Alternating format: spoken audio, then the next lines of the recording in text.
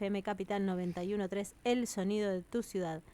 Última media hora y tenemos, como siempre, esta presentación. Después de su retiro del fuero penal, el ex fiscal Marcelo Romero está en Radio Capital. Escucha su columna los miércoles a las 11:30 en Es lo que hay. Muy bien, hoy no es miércoles, ya lo sabemos, hoy es martes 11 de julio, pero le pedimos al doctor Romero adelantar su columna. Buen día, Marcelo. Buenos días. Solo porque te extrañaba, entonces dije que venga un martes. Y buena predisposición. Está muy bien, un placer estar con ustedes como cada semana, un saludo grande a toda la audiencia. Y bueno, aquí estamos con mucho frío, a la gente que le gusta el frío debe estar contenta, yo sufro mucho el frío. Bien, Marcelo, Daniel también sufre sí, frío. estamos grandes ya, Daniel. Entonces tranquilo. Perdón, mil disculpas. Radio en vivo. Sí. Bueno. Marcelo, leí azorado en los diarios, vi en los medios de comunicación nacionales, el tema de lo que está sucediendo en Jujuy, y por un piquete una señora se descompensó y murió. Sí, Marcelo, el piquete es... que es el tema que te trae hoy. Te trae hoy, convoca. ¿no? Es uno de los grandes dilemas en la historia argentina de los últimos 25 años, ¿verdad? Es decir, se ha interpretado o reinterpretado la Constitución. En una de sus garantías habla de la posibilidad o el derecho, la garantía constitucional de peticionar a la autoridad. Es decir, y combinándolo con la otra garantía de la libertad de expresión, bueno, la idiosincrasia argentina transformó al piquete en la materialización de esas dos garantías, ¿verdad? En ningún lado habla de una garantía al piquete, por supuesto, bajo ningún concepto. El peticionar a la autoridad, el constituyente lo interpretó, de acuerdo a la jurisprudencia constitucional pacífica, como la denuncia, el reclamo administrativo, el habeas corpus, el amparo y, a partir del 94, el habeas data. Es decir, todos los mecanismos institucionales que tiene el ciudadano para reclamarle al Estado en las diversas áreas de competencia, ¿verdad? O sea, puedes hacer un amparo, un habeas corpus, un habeas data, una denuncia, una demanda al Estado, un reclamo administrativo, etcétera. Hay formas legales que el Estado escuche tu petición. Y, por supuesto, la libertad de expresión con todas las formas que hoy tenemos a nuestro alcance. No es solamente pararse en una plaza a vociferar nuestras ideologías, sino a través de un micrófono, como en este caso, de una red social, de un canal de televisión, de un diario impreso. O sea, todas las formas que hoy tenemos para expresarnos. Las redes sociales, bueno, que ha revolucionado justamente la comunicación, ¿no? Claro, ¿qué sucede cuando el ejercicio de un derecho o el ejercicio de una garantía constitucional violenta otra garantía, otro derecho de igual raigambre, o sea, de igual nivel? ¿Qué significa esto? ¿Hay niveles de derecho? Sí hay niveles de derecho. Por ejemplo, la garantía de la propiedad privada, por ejemplo, ¿no?, cede ante el derecho a la vida. Por ejemplo, si hay un incendio en una casa lindera a la nuestra, van a venir los bomberos o defensa civil y no van a pedir permiso ni una orden de allanamiento para subir a nuestros techos. Van a, comillas, violar nuestra propiedad privada por un objetivo de superior interés. Claro, que es apagar el incendio porque hay personas atrapadas. Claro. O sea, incluso hasta para la protección de esa propia familia. De esa propia familia, ¿no? El vecino. Por ejemplo, una ambulancia va a entrar en contramano en una avenida, va a cortar el tránsito, va a impedir la libre circulación justamente para salvar una vida, con los médicos a bordo y con los paramédicos. En fin, hay un montón de ejemplos donde la jerarquía de derechos varía. Está bien. Ahora, ¿qué sucede cuando colisionan dos de igual jerarquía? Como es el circular libremente y el expresarse libremente. Y ahí entran en colisión. Es decir, mis derechos terminan donde comienzan los tuyos comienzan donde empiezan los de Pedro, y así en la vida en comunidad. Si no, sería imposible la vida en comunidad, la vida en convivencia pacífica. Los derechos de Juan terminan donde comienzan los de Pedro. El piquete, yo recuerdo los primeros piquetes en el norte, ¿se acuerdan? El Perro Santillán, con la corriente clasista y combativa, sí, exactamente, con su vincha tradicional, sí. Después Norma Pla con los jubilados, sí. Raúl, en el sur, con la con los Carlos Fuente docentes. Alba. Claro, Claro, exactamente. claro. Y Norma Pla con los jubilados, sí. Norma Pla, que después vino Castells. Castel, en fin, Raúl Castel. Claro. cercano. Y mirá, Luis Delía, también cuando empezó en la Ruta 3, ahí en La Matanza, Claro, también. se también. hizo famoso por los piquetes, ¿eh? Por los Luis piquetes, Delía. sobre todo después de la crisis del 2001. Exactamente. Bueno, justamente en el primer gobierno de Kirchner se tomó la decisión de permitirlos. Ujú, Claro, era la expresión de... ujú. Muchas gracias, chicas. Siempre nos atienden tan bien, nuestras, Sí. nuestras compañeras. Sí, como siempre, un lujo. Un lujo, realmente. Se entendió y en aquel momento, Sí. sobre todo el progresismo judicial, Ujú. interpretó que esto bajo ningún concepto podía sancionarse. Es decir, que era la libre expresión del pueblo argentino materializado en una idiosincrasia típica nuestra, que es ocupar las calles. Lo hacíamos en los festejos, nadie se quejaba cuando jugaba la selección y salíamos todos a la calle a festejar, a cortar avenidas, Sí. puentes y rutas. Boca River en el Obelisco. Claro, nadie se enojaba cuando salía campeón Boca o cuando salía campeón River. Entonces, de esa manera, los jueces interpretaban que bajo ningún concepto podía cercenarse ese derecho a la expresión, ese derecho a la protesta, y surgió como una garantía innominada. ¿Qué significa innominada? Que no está específicamente arreglada en la Constitución, pero que surge del propio espíritu constitucional. ¿Se entiende esto? Totalmente. Claro, obviamente que los argentinos siempre damos una vuelta de tuerca. Siempre vamos un poquito Estamos más allá. forzando siempre un poquito Siempre más. damos un poquito más. Entonces el piquete empezó a transformarse, ya no en una expresión, ya no en derecho a la protesta, ya no en petición a la autoridad, sino en extorsión. Es decir, en lugar de derecho a la protesta era derecho a la molestia. Ya el objetivo no era exhibirse, el objetivo no era protestar, el objetivo no era expresar ideas, sino molestar al semejante para a su vez causarle un problema al gobernante o al funcionario. O sea, comienza una suerte de principio de extorsión.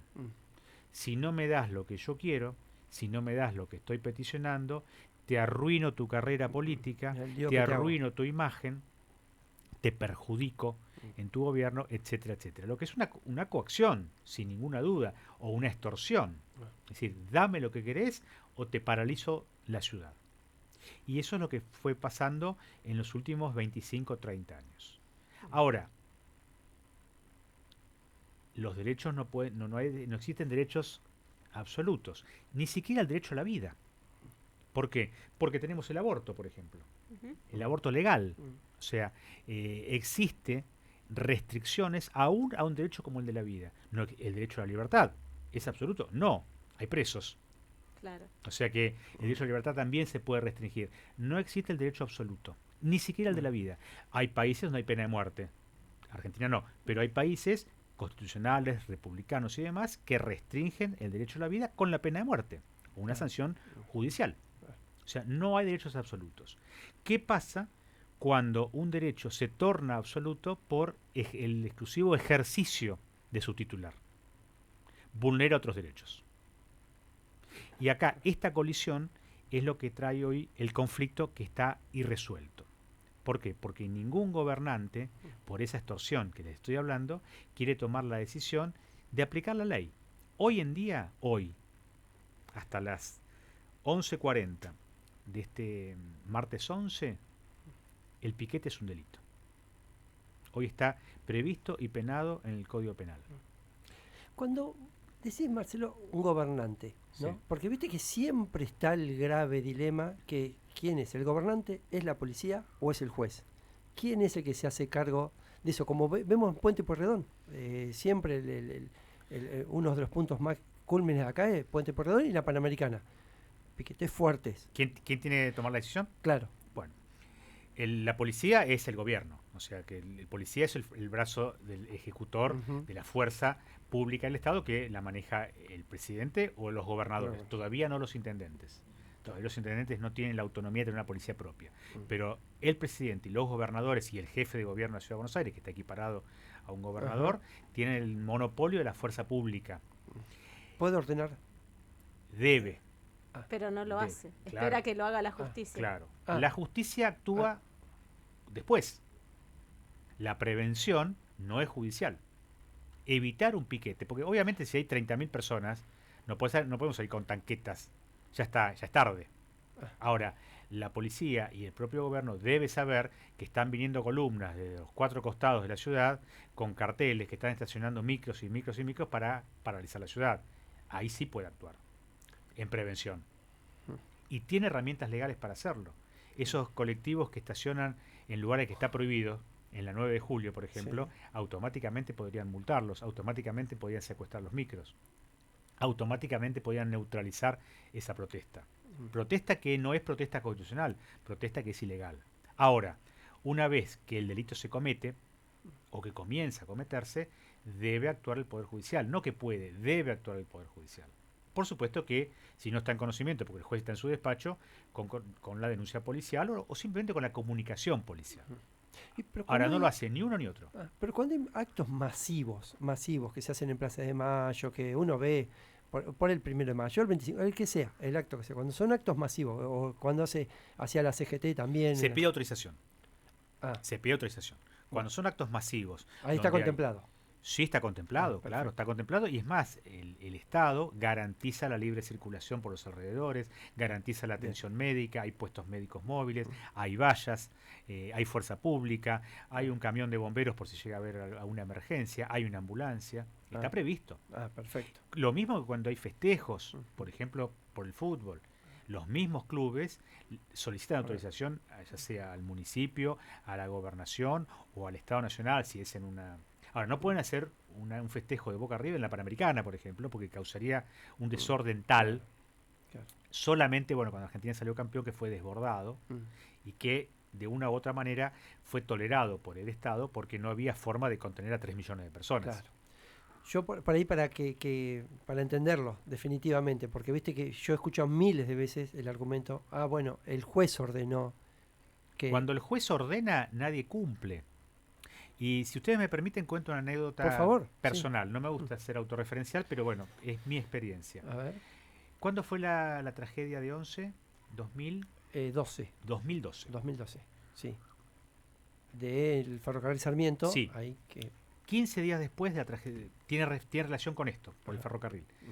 15 días después de la tragedia de 11, en el viaducto ferroviario de la calle 1 y 520, se ubican.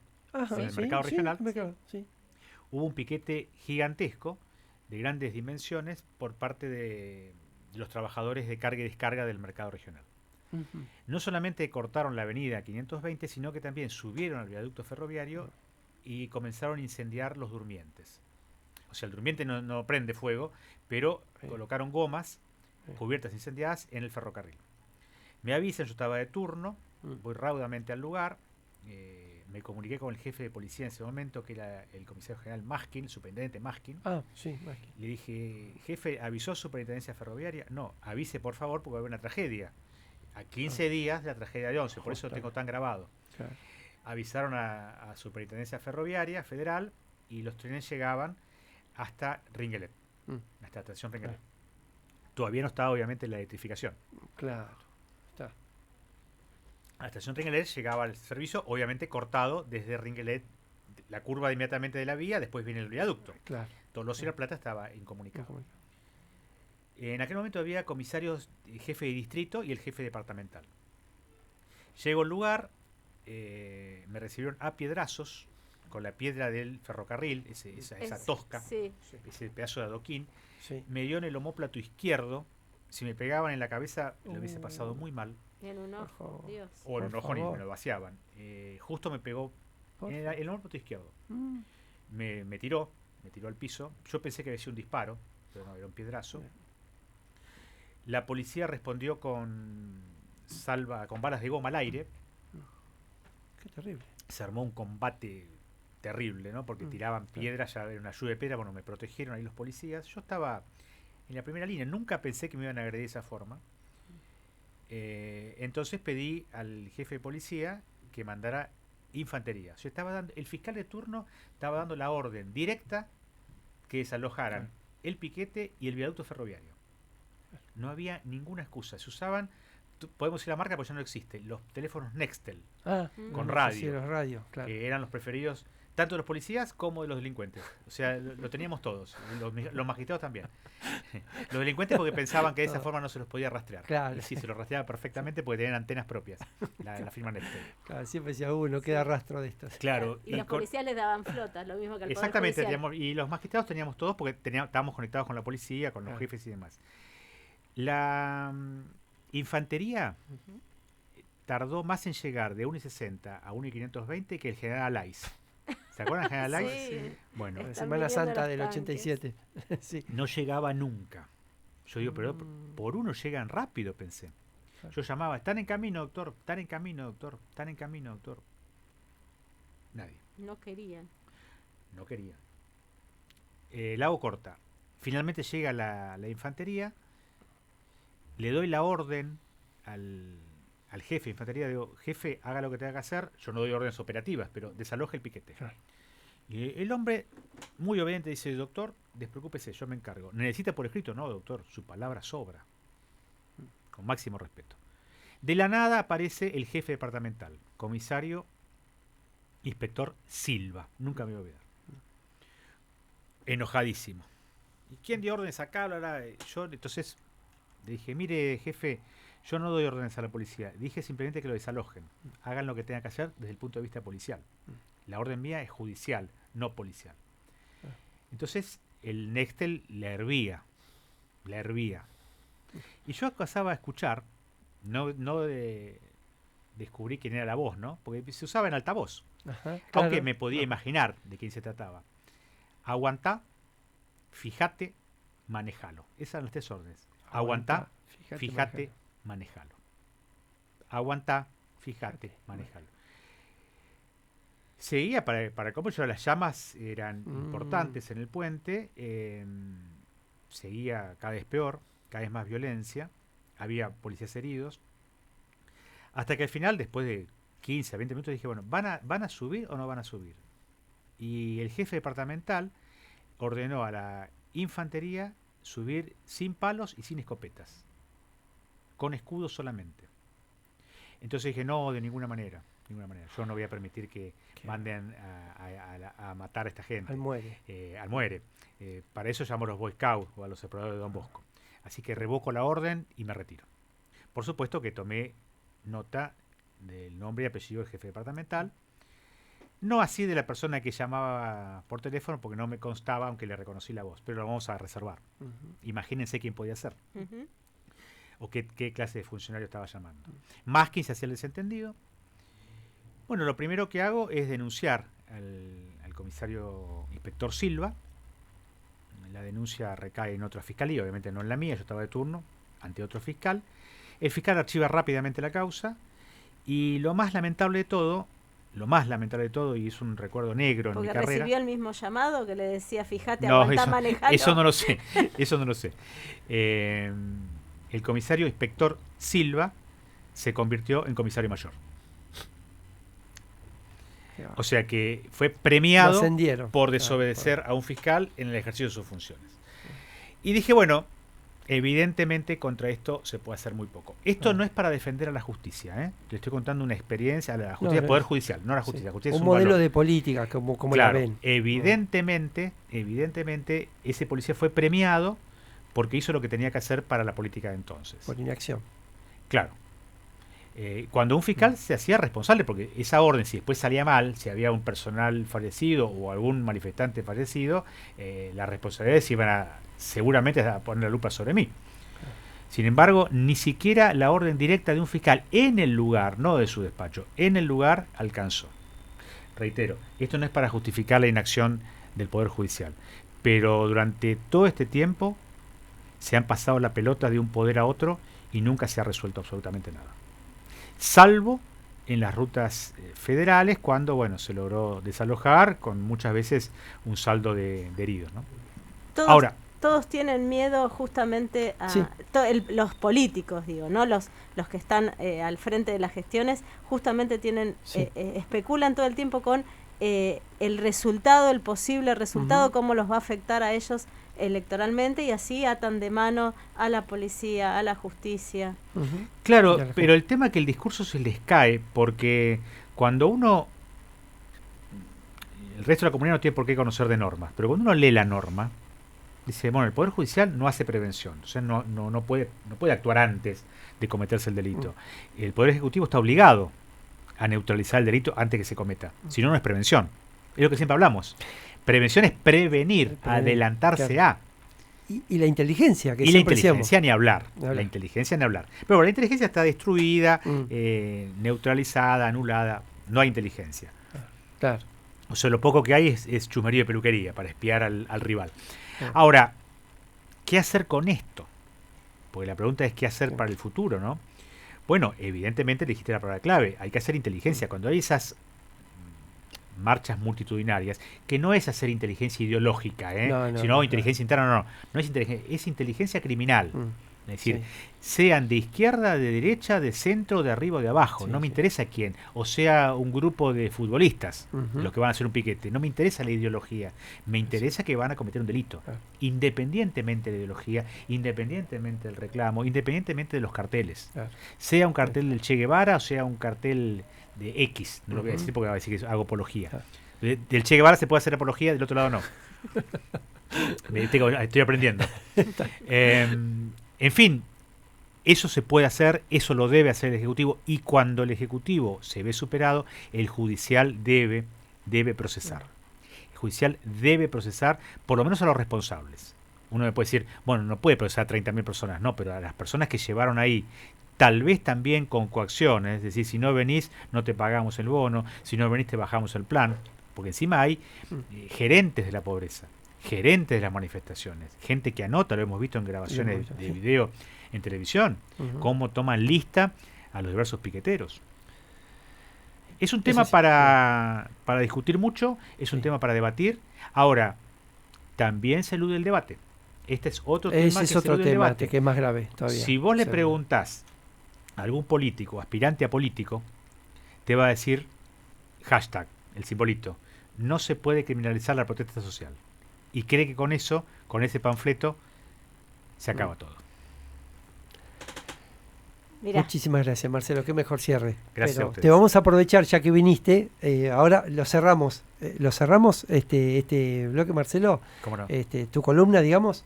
Y volvemos en 10 segunditos. Con Ya mucho volvemos. gusto. Gracias, Marcelo. Gracias a ustedes.